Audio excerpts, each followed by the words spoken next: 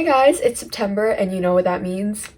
Happy fall! Oh my gosh, I'm so happy that fall is coming. The weather's starting to become more chilly and it feels so perfect. I love colder weather. Leaves and things are starting to fall off the trees and oh, it's just such a beautiful vibe and it makes me so happy. But today I am doing a fun little video and I want to do a knit with me. A lot of you guys wanted a tutorial for this top I made a couple videos ago. It's like a knit striped top inspired by a picture I saw on Pinterest and I'm here to deliver. So I wanted to do a little knit with me. This is not like a strict tutorial because I don't really know what I'm doing, to be honest, when I make tops like that. But it would just be a loose tutorial and a loose guide for you to follow if you want to make something similar. So if you want to follow this, you probably have to know a little bit about knitting already just so you can kind of follow along, because I'm not going to be doing a step-by-step in-depth tutorial. But yes, I wanted to do a cute little fall inspired knit with me because this top also kind of gives fall as well, which I love.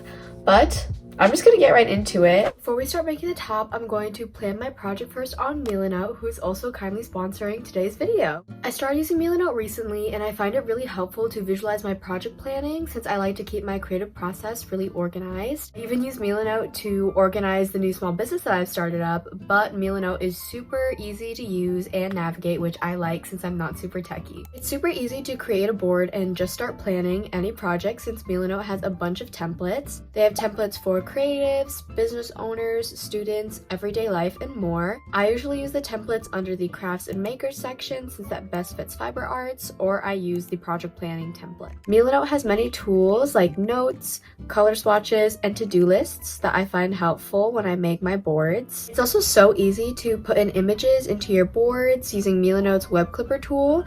You just install the web browser extension, then you can automatically put photos onto your boards without copying and pasting. As you can see, this is what my board looks like for this knit top. This is just the home page and I just have a to-do list of things I need to do for this top, my measurements just in case, some inspiration photos, a quick little sketch that I did. This is the first top I made that's kind of similar to what I'm making in this video. I just wanted to make a note that I want to move the stripes up a little bit higher on the top. This is my colorway that I chose, and then these are some extra details. I have a separate board inside my other board, and this is just a lot more technical things on how I make the panels and how to accommodate if you have larger busts. As you can see, I'm showing my Milanote boards on my phone right now, and the Milanote app is also really handy when you're on the go and you want to look at your boards, for example when you're out getting materials. But yeah, that's my planning board for this knit top, and if you are interested in giving Milanote a try, I will have a link down below for you to start using it. And thank you so much, Milanote, for sponsoring today's video. Okay, back to what you're going to be needing for this knit top. For colors, basically you're going to be wanting one main color for most of your knit top and then two colors for the stripes. Again, you can alter this however much you want. So if you want like stripes throughout your whole entire top, you can just keep on switching colors, or if you just want to do one color for the entire top, you can do that too. So very flexible. You can really use any kind of yarn you want, but this is just a guide of what I'm using. I'm using a round medium for weighted yarn in acrylic and cotton. And then for needle size, I'm using a 5.5 millimeter needles. So I'm using this in a circular needle thing as well. I think the needle attachment, just like the black string part, is around 17 inches, and then with the needles in, it's around 22. And just for reference on how much you want to cast on, if you haven't like made knit tops before that are tight fitting, you kind of want to cast on less than your waist measurement because knit garments can be really stretchy. So this is 22 inches and my waist is 26 inches, so that's probably small enough for me to just knit the length of this and call it good. It will stretch to probably the size that I want, so you can reference that as well. So that's like 4 inches less than my waist measurement, so if you want to, you can go off of that and cast on about 4 inches less than your normal waist measurement. But it's really up to you kind of how tight fitting or loose you want the top to be. I'm just going to go more tight fitting because that's what the original photo looked like. I'm just going to be doing a long tail cast on for this. You can basically cast on any method you want, but the long tail cast on is what I'm most comfortable with, so I'm going to be doing that. And I will just cast on all of these stitches until the desired length I want. I finished casting on, and just for reference, my waist measurement is 26 inches and I casted on 80 stitches using the 5.5 millimeter needles. For me, if I'm being honest, sometimes I cast on a certain amount when I'm making a top, and then once I'm just like a few rows in, I notice that the way that it's forming, it looks a little too big or a little too small for my liking, so I redo and do a little bit less or more if needed.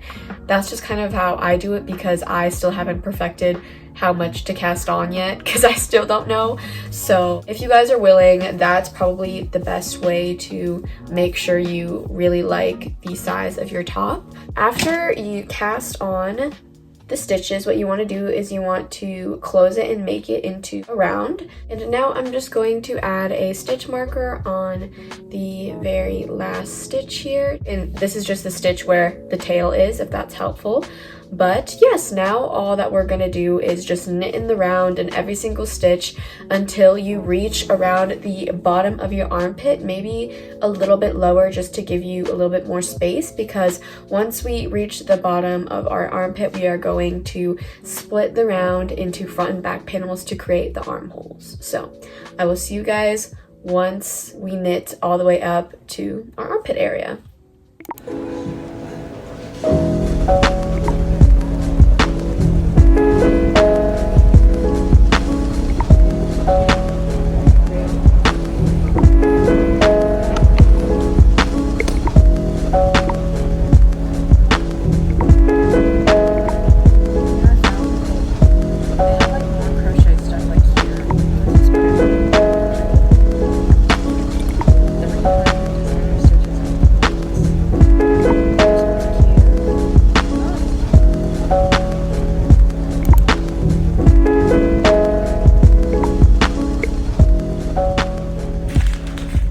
Hey guys, it's been a few days. Please ignore my voice if it sounds a little off. I lost my voice a few days ago and it's just starting to come back a little bit, but not all the way, so it's just please ignore if my voice sounds a little groggy. But I'm currently working on my knit top, and this is how it is going so far. I'm currently working past my chest area, and I don't need to do any increases since I have a pretty small chest. Like, I can just do no increases, knit straight up, and it will just stretch over my chest, no problem. However, if you have a bigger bust and you might need to increase, I do have a recommendation for doing it. So when you get to the part where you want to knit over your bust, you want to put in some increases. I just finished one of the rounds and my stitch marker is right here. So if you put an increase on each side, like one increase right where the stitch marker is, knit to about halfway, and then do another increase on the other side. So there will be increases on each side like this. You can do that for every single row until it reaches the largest part of your bust. And then you just have to keep track of how many increase rows you do and do the same number of rows, but do decreases instead of increases. So it's the same length as it was before you did the increases, because if you increase to the biggest part of your chest and then you just keep on knitting up, it might be too big to fit your shoulders. So that's my tip. It's just a recommendation because I don't really know exactly the best way to shape knit garments for larger busts since I've never had to do that before. So if you want to look a little bit more and search up a little bit more tips, I'll link a video down below. It goes over like 9 tips to shape knit garments and sweaters if you have a larger bust. Hopefully that might help you. Just when you listen to the tips, try to follow the ones that she says that are for bottom up projects instead of top down, because we are knitting this top from the bottom up. But yes, I'm almost done with the main portion of the top, and this is what it's looking like. So I'm going to keep on knitting until, I mean, it can reach the bottom of my armpit right now, but I want it to be just a little bit longer, so when it stretches it's still like long in the length that I want.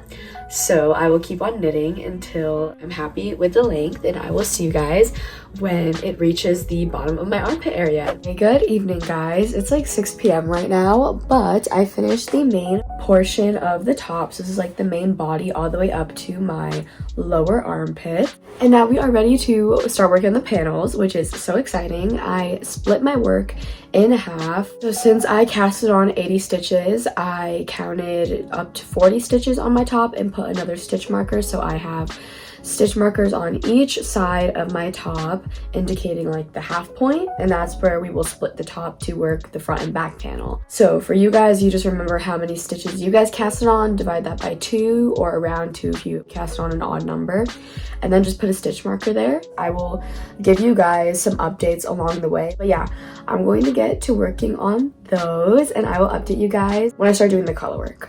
Okay, hey everyone, it is Wednesday and I'm going to try to finish the knit top right here, right now in one sitting. So hopefully I can do that. It's currently 4 p.m. and I would like to finish this before the sun sets today so the lighting isn't crappy. But I finished one panel already off camera and this is what the panel is supposed to look like if you are following the stripe pattern that I'm doing. But look how cute this is. It is adorable. I love it. And again, you can also adjust the width of the stripes like however you please, as long as the front panel reaches your shoulders and like curves around your armpit nicely. You're good to go. I'm going to light a candle to set the mood. Leaves are starting to change colors on the trees and it is so beautiful. But I got this candle a while ago and it's called Book Loft. And it just smells so fall. It smells like old books and like autumn leaves. It smells so good. Ooh, okay, I'm gonna light this up to set the awesome fall mood and I'm going to get to working on the top. The first thing I'm going to do is I'm going to do a decrease knit row and then I'm going to purl and then I'm gonna start changing colors for the stripes. And I will just give you guys updates whenever like I finish one part of the panel so you can see kind of my process. But yes, let's go.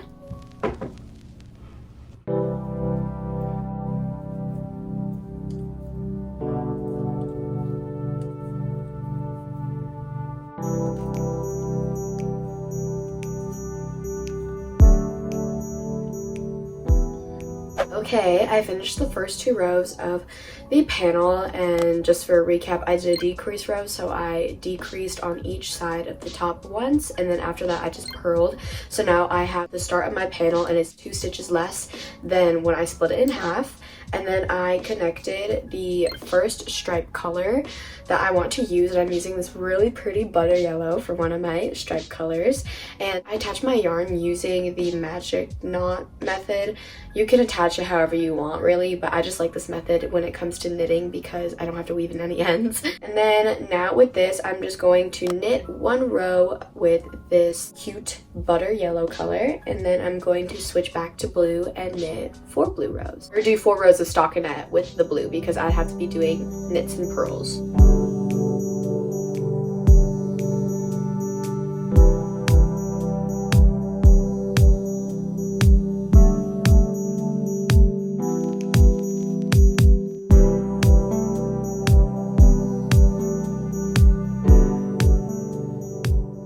Okay, another update. I finished knitting the first stripe of yellow and the 4 rows of blue. This is what it's looking like.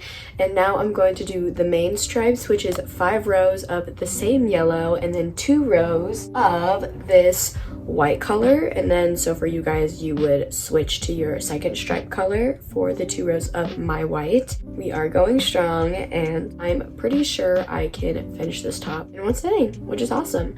But yes, I'm going to continue working on the stripes.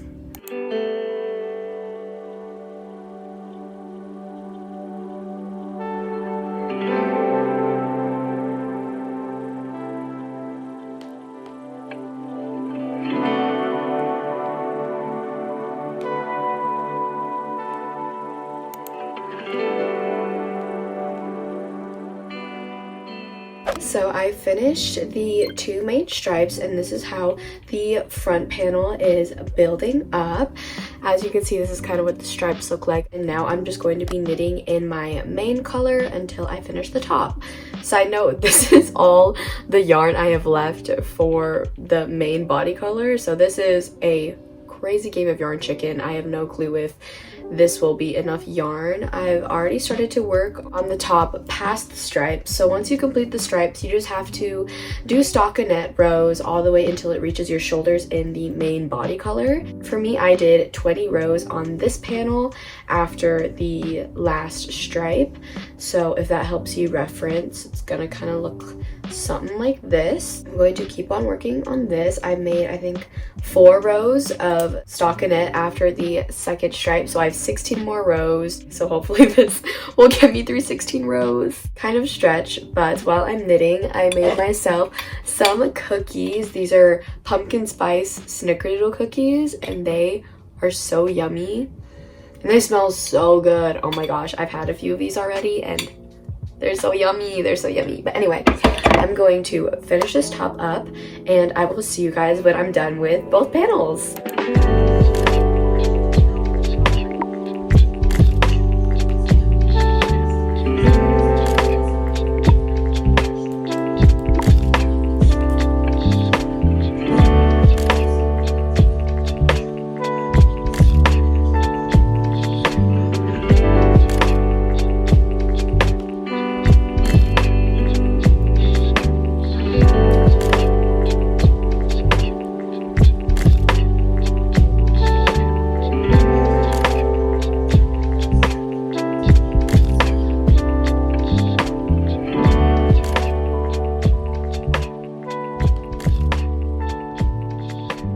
I have finally finished both sides of the panels, and we are almost done with the top.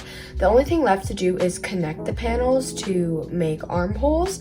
So just a side note, when you make the panels, when you cast off, don't forget to leave a long tail. Also, I was so close to winning yarn chicken, but I ended up not having enough yarn for the final row, just the very last row. So the last row I had to switch my yarn to a color that was close in shade, but anyway, that's besides the point. So again, I have these long tails now that I left after casting off, and then what you want to do is just get a darting needle and then just sew like back and forth just a few stitches until it creates an armhole.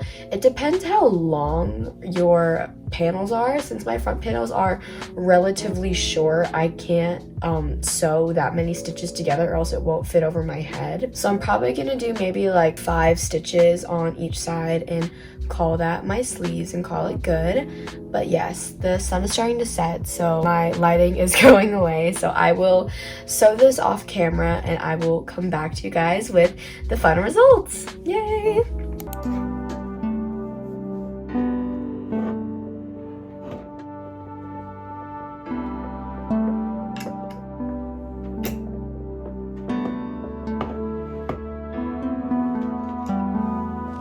Okay guys, the top is finally complete, and are you ready to see the final reveal?